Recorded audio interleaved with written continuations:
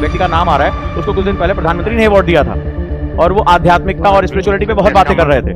ठीक है, one of the best podcaster थे इंडिया के। देखा एक लड़की जो है वो इतनी अश्लील भाषा में बात करी है और समाज की मर्यादा की ऐसी तैसी करके रख दी है। सीधा मामला इतना नहीं है। अब एक क्वेश्चन ये आ रहा है कि देश में इतने अपराधी हैं, देश में इतना अपराध करके घूम रहे हैं, उनकी एफआईआर तो हो नहीं रही है। महिलाओं के खिलाफ इतने अत्याचार, उनकी एफआईआर हो नहीं रही, उनको सजा मिल नहीं रही है। कुछ यूट्यूबर्स को कैसे हमने सजा दे दी, बट बातें निजी होती है, वो निजी होती हैं, और जो व्यक्तिगत होती है व्यक्तिगत होती है।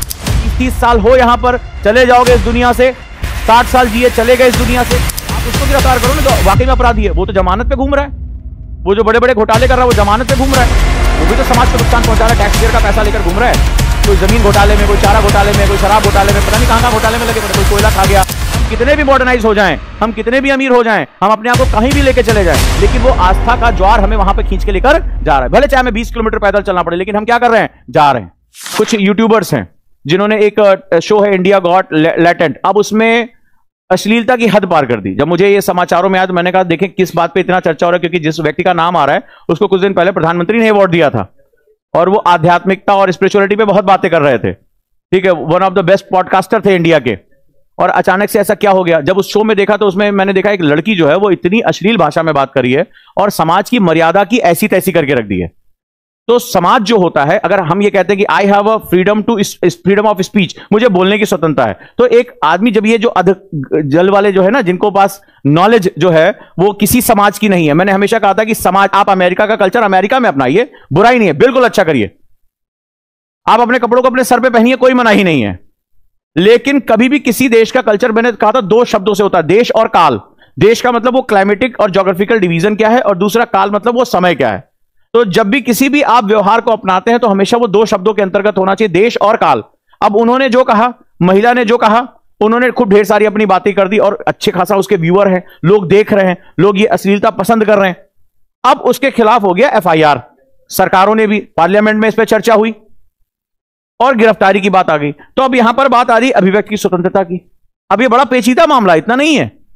अब एक क्वेश्चन ये आ रहा है कि देश में इतने अपराधी हैं, देश में इतना अपराध करके घूम रहे हैं, उनकी एफआईआर तो हो नहीं रही है। महिलाओं के खिलाफ इतने अत्याचार, उनकी एफआईआर हो नहीं रही, उनको सजा मिल नहीं रही है। कुछ यूट्यूबर्स को कैसे हमने सजा दे दी। पर दूसरी बात यह भी है कि ये आज की डेट में इन्फ्लुएंसर कहलाते हैं, समाज को प्रभावित कर रहे हैं, यूथ को प्रभावित कर रहे हैं, यूथ में इनका बड़ा पकड़ है। अगर इस तरह की बातें जो मर्यादा का उल्लंघन करती हैं, जहां पर भारत में माता पिता को तुम्हें माता च पिता तुम्हें बंधु च सखा तुम्हें, जहां पर माता पिता जननी को इतना ऊपर दर्जा दिया जाता है कि आज भी जब हम श्री कृष्ण की वंदना करते हैं तो हमारे लिए सबसे पहले देवकी माता नहीं, सबसे पहले यशोदा माता आती हैं। आज भी जब हम कृष्ण के बाल रूप का गुणगान करते हैं तो माता यशोदा की बात करते हैं। क्यों? क्योंकि वो क्या थी, पालने वाली थी। माता सबसे ऊपर होती है। तो ये एक सिंबॉलिज्म है, एक जो है वो प्रतीक चिन्ह है कि माता जिसने अपने गर्भ से पैदा किया, उससे भी ऊपर वो जिसने पाला।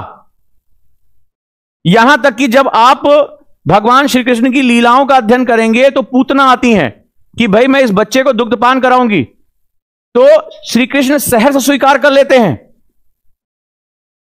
कि उन्हें पता था ये कौन है, उन्हें उद्धार करना है, लेकिन बोला कि तुम मुझे स्तनपान करा, इसलिए माता का दर्जा है तुम्हें, तो तुम्हें इस श्राप से मुक्ति दिलाना मेरा काम है। तो ये जो है एक बहुत महत्वपूर्ण गुण है, वो देश जो अपनी माताओं को इतना ऊपर रखता है, जो कहता है जननी जन्म भूमिश्चा स्वर्गादपि गरीयसी, यानी हम अपनी धरती को भी क्या कहते हैं, जननी कहते हैं, और कहते हैं अगर कहीं स्वर्ग है तो यही है, मां तुम्हारी गोद में है। तो ये जो है यहां पर माता पिता के संबंध, माता पिता के विषय में जो ये सीमाएं लांघकर बात हो रही है, ये बहुत कठिन है, ये बहुत ही मुश्किल है। अब सवाल है एफआईआर होनी चाहिए या नहीं होनी चाहिए। देश में 2 बड़े मत हैं, एफआईआर होनी चाहिए, एफआईआर नहीं होनी चाहिए। इस पर बहुत बड़ा मत है। अगर हो जाता है तो कोई व्यक्ति अपनी अभिव्यक्ति को कैसे रख पाएगा, और नहीं होता है तो फिर हम अपनी सीमाओं का पालन कैसे करेंगे। आपका उन्मुक्त होना, वोक होना अलग बात है, लेकिन अगर देश और समाज को आप नहीं समझोगे तो समाज की सारी परंपराओं को क्या कर दोगे, रद्द कर दोगे। तो निजी और व्यक्तिगत के बीच में जो बातें निजी होती है वो निजी होती हैं, और जो व्यक्तिगत होती है व्यक्तिगत होती हैं। तो इससे क्या होता है, समाज मर्यादा का पालन करता है, समाज एक आचार व्यवहार का पालन करता है, समाज में एक शुचिता बनी रहती है। हम बहुत ज्यादा वेस्टर्न होना चाहते हैं, बहुत ज्यादा मॉडर्नाइज होना चाहते हैं, हम गाली गलौज का प्रयोग करना चाहते हैं। आप यूएस में जाके करो, देश काल का पालन करो। क्योंकि भारत फिर क्या करेगा, अपनी सारी परंपराओं को, तुम अभी आए हो 20-30 साल हो यहां पर, चले जाओगे इस दुनिया से, 60 साल जिए चले गए इस दुनिया से, लेकिन भारतीय सनातन परंपराएं तो बहुत प्राचीन हैं। तुम्हारे 50-60 साल के जीवन और उसमें भी तुम्हारे दिमाग का विकास पता नहीं हुआ कि नहीं हुआ है, उसके लिए उन हजारों साल पुरानी परंपराओं को जो है वो नहीं किया जा सकता, क्योंकि वो परंपराएं नहीं, वो हमारी आस्था और हमारी जीवन पद्धति है। नहीं होती तो आज शायद जो है वो महाकुंभ में 40 करोड़ से ज्यादा लोग नहीं जा चुके होते। वो हमारे देश की परंपराओं का हिस्सा है। हम कितने भी मॉडर्नाइज हो जाएं, हम कितने भी अमीर हो जाएं, हम अपने आप को कहीं भी लेके चले जाएं, लेकिन वो आस्था का ज्वार हमें वहां पे खींच के लेकर जा रहा है। भले चाहे हमें 20 किलोमीटर पैदल चलना पड़े, लेकिन हम क्या कर रहे हैं, जा रहे हैं।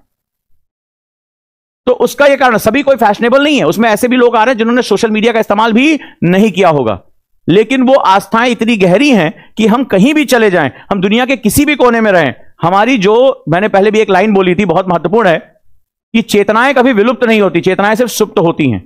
ये हमारी चेतना का हिस्सा है, जो हमारी पद्धति, हमारी जीवन पद्धति है, वो हमारी चेतना का हिस्सा है, हमारे कॉन्शियसनेस का हिस्सा है। तो ये जो आईटी एक्ट है, ये तय नहीं कर पा रहा है कि एक्चुअली अभियोजन होना क्या चाहिए, क्या लीगल प्रैक्टिस होनी चाहिए। तो इसमें एक बहुत बड़ा कॉन्ट्राडिक्शन है, फ्रीडम ऑफ स्पीच और the line of ethical use of social media. आश्चर्य करोगे, सोशल मीडिया को लेकर हमारे पास कोई कानून ही मौजूद नहीं है ढंग से। There is no such law, क्योंकि वो कहेंगे भाई चलो गलती हो गई, लेकिन इसके लिए किसी यूथ को गिरफ्तार कर दिया इस तरह से, तो आप उसको गिरफ्तार करो ना जो वाकई में अपराधी है। वो तो जमानत पे घूम रहा है, वो जो बड़े बड़े घोटाले कर रहा है वो जमानत पे घूम रहा है, वो भी तो समाज को नुकसान पहुंचा रहा है, टैक्स पेयर का पैसा लेकर घूम रहा है। कोई जमीन घोटाले में, कोई चारा घोटाले में, कोई शराब घोटाले में, पता नहीं कहां कहां घोटाले में लगे पड़े, कोई कोयला खा गया, और वो जमानत पे छूटकर माननीय बन जाते हैं, वो बाकायदा संसद में पहुंच जाते हैं कुछ समय बाद। तो ये एक बहुत बड़ा एथिकल बैलेंस क्रिएट करने का नाम है। एग्री? गुड।